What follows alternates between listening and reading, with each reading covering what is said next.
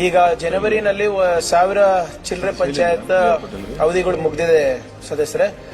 ಈಗ ಫೆಬ್ರವರಿನಲ್ಲಿ ಇನ್ನ ಒಂದು 3000 ಆಗ್ತದೆ. ಮತ್ತದಾದ್ಮೇಲೆ ಮಾರ್ಚ್ ನಲ್ಲಿ ಕೂಡ ಕೆಲವು ಮುಗಿತವೆ. ಸುಮಾರು 4,500 ಪಂಚಾಯತ್ಗಳಿಗೆ ನಾವು ಮತ್ತೆ ಅವರನ್ನೇ ಕಂಟಿನ್ಯೂ ಮಾಡ್ಬೇಕಂದ್ರೆ, ಯಾಕಂದ್ರೆ ಅವ್ರ ಅವಧಿ 5 years. ಆಕ್ಟ್ ಅಲ್ಲಿ ಏನಿದೆ ಅಧ್ಯಕ್ಷರೇ, ಅವ್ರನ್ನ ಹೊರತುಪಡಿಸಿ ಕೂಡ ಯಾರು ಮತದಾರ ಪಟ್ಟಿನಲ್ಲಿದೆ ಇದಾರೆ, ಬೇಸ್ಡ್ ಆನ್ ರಿಸರ್ವೇಶನ್ ಮಾಡಬಹುದು ಅಂತ ಕೂಡ ಇದೆ, ಅಥವಾ ಅಡ್ಮಿನಿಸ್ಟ್ರೇಟರ್ ಮಾಡಬಹುದು ಅಂತ ಕೂಡ ಇದೆ. ಯಾವಾಗ ಚುನಾವಣೆ ವಿಳಂಬ ಆಗ್ತಾ ಇದ್ರೆ ನಾವಾಗ್ಲೇ ಎಲ್ಲಾ ಡಿಸಿಗಳಿಗೆ ಕೂಡ ನಾನು ಪತ್ರ ಬರೆದಿದ್ದೀನಿ, ಆದೇಶ ನೀಡಿದ್ದೀನಿ. ಎಲ್ಲೆಲ್ಲಿ ಅವಧಿಗಳು ಮುಗಿತಾ ಇದೆ ದಯವಿಟ್ಟು ಗ್ರಾಮ ಪಂಚಾಯತ್ ಚುನಾವಣೆಗೆ ಸಿದ್ಧತೆ ಮಾಡ್ಕೊಳ್ಳಿ ಅಂತ ಬರೆದಿದ್ದೀನಿ ಅಧ್ಯಕ್ಷರೇ. We have already issued orders.